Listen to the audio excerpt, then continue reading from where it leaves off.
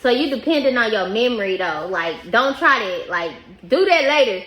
Put a whiteboard in your room. So put your to-do list up there so you can look at it and be like, okay, I need to go and finish that website. Go and knock that off my list. Right. Like, I got a whiteboard in my house and I be putting stuff on it. And I gotta make mine hot so they can't erase it. But you know what I'm saying? But for the most part, I put stuff on it and I try to mark it off. If you try to mark it off, you're gonna do it versus trying to keep it in your head.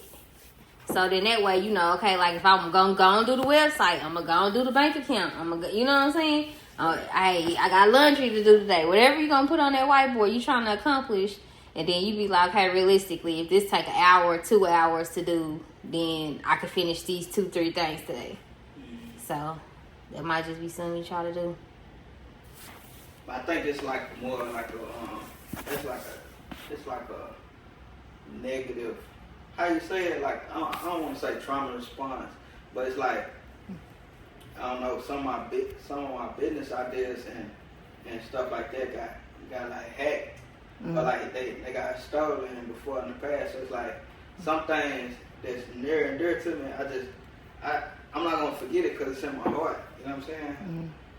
Like, but the whiteboard is a trigger for you, not necessarily somebody else, because it's not one business you're gonna start that somebody else ain't already done.